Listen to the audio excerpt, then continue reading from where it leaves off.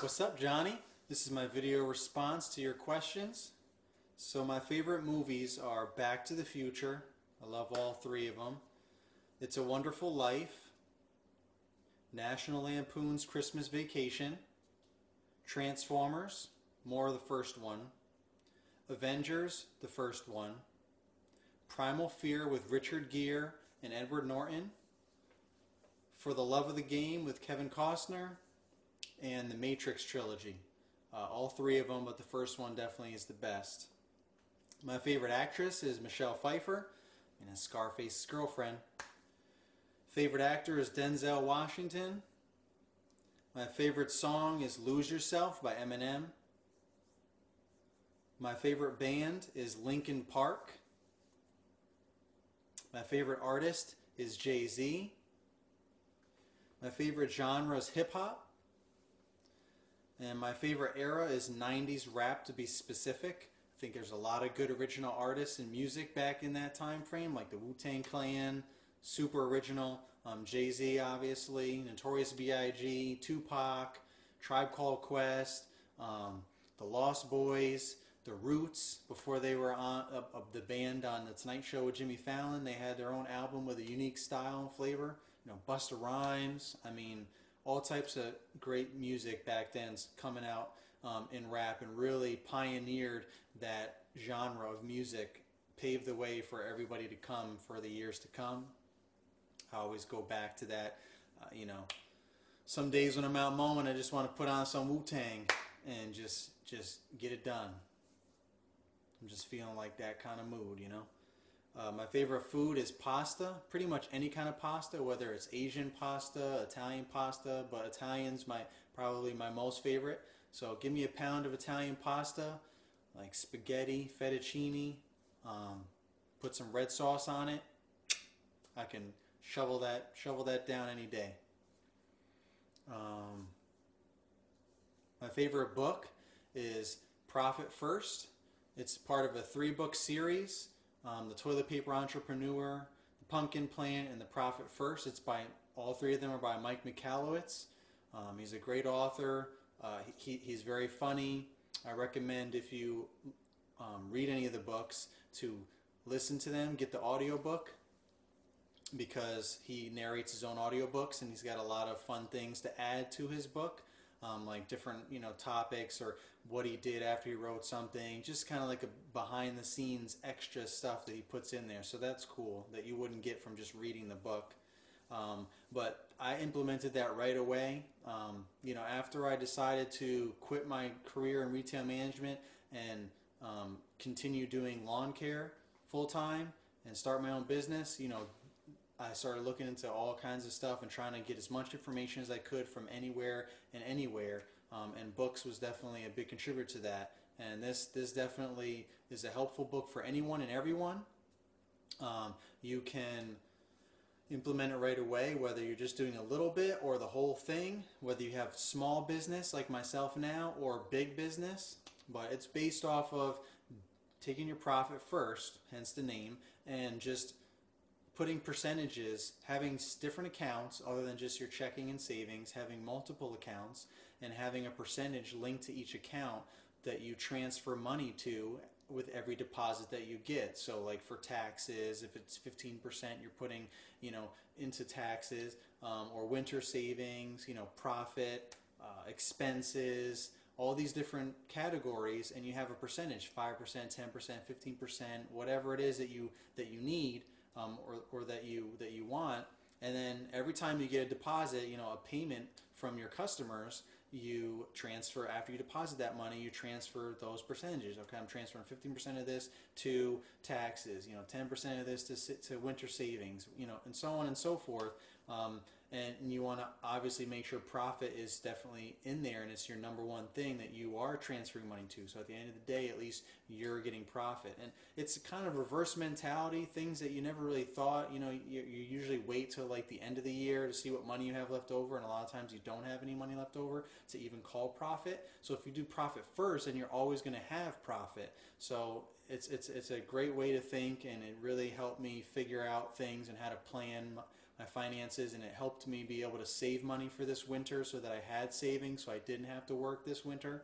I added more accounts this winter so that I can go even bigger and implement this plan in more of its entirety this coming season. So, for taxes, winter savings, profit, expenses, vacation, all these different funds, whether that 15% of whatever your check is, if you're getting paid monthly or bi-weekly or whatever, obviously it might seem, like you're only transferring a couple of bucks here and there, maybe you're only transferring $50 to one account, or $100 to one account, sometimes it might be a couple thousand or whatever. Depends on the scale of your business and how much money you're getting paid for specific jobs. But that's not the point. The point is you want to develop these habits and you want to transfer this money over and over again, so that it becomes a routine. And the bigger you get, you already have these habits in place, established, and the percentages, and you just keep doing it. And that's where the money really accumulates and how you can run your business effectively and not be broke. So that book has really changed a lot for me, and anyone that reads that book or listens to that book can implement stuff immediately like I did, and it's great. Plus, like I said, Mike McAllister is a very entertaining guy to listen to.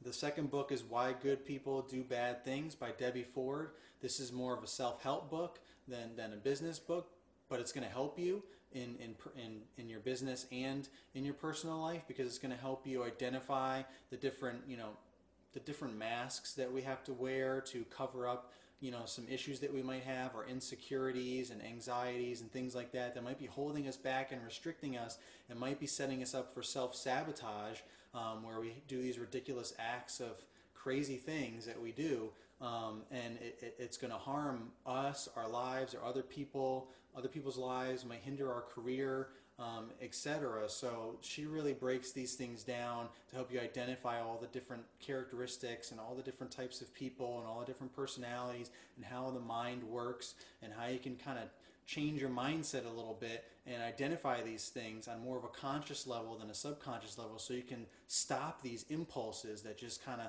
want to burst out and get you in trouble. So it's not about people being bad, it's about them doing bad things, and it's also kind of a different way of thinking and a reverse mentality, and it really helped me understand a lot of things about myself, as well as other people that I've come into contact with and that are in my life now, and that I may come into contact with in the future. So, good book. Both books really helped change my life personally and professionally. I recommend both of them. My favorite sitcom is The Fresh Prince of Bel-Air with Will Smith.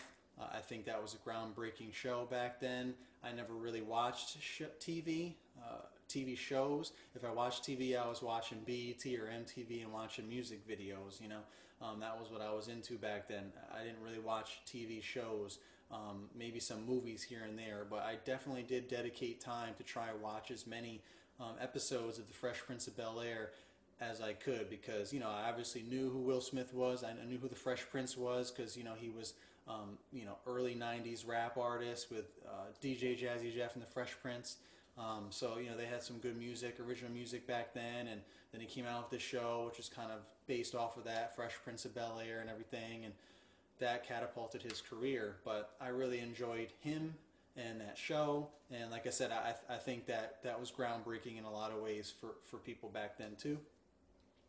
And my favorite place, Johnny, if you were to come to Virginia, I would take you to the number one, in my opinion, the award-winning number one barbecue place. We're all about barbecue down here in Virginia, and Buzz and Ned's is the place to go if you're looking for the best barbecue. This guy smokes his ribs. They're like melting off the bone. They're not dry. They're pink, which is the way they're supposed to be, but they're cooked thoroughly. They've just got that real smoky flavor. You can smell it coming, from a mile away. He's got the big smokers out back. He had one small restaurant, like a hole-in-the-wall type local joint in town that was always packed, always a huge line, really popular. And on the Food Network, there was a show. This was probably about 6 or 7 years ago. There was a show called Showdown with Bobby Flay. Bobby Flay's a celebrity chef, and he would go to different towns that wrote in or whatever, and said that this is the best these people do the best whatever, pizza, best pasta, best barbecue, whatever. And he goes there and he meets them, and the show's about all of that and talking to them, and meeting people and showing the restaurant and local people that are there, and they have a taste test and everything, and he tries the recipe, and then he goes and he tries to make his own better recipe to compete against. So he came to Richmond, and he, like I said, about six or 7 years ago, and met Buzz, and he tried his ribs, and he said they were good and everything else, and he went and tried to make his own ribs. They but better to try and beat that. Some neutral judges from wherever taste tested it, and Buzz beat him. And that didn't happen that often. Usually Bobby Flay won, because he's a celebrity chef and all. I mean, and it's his show.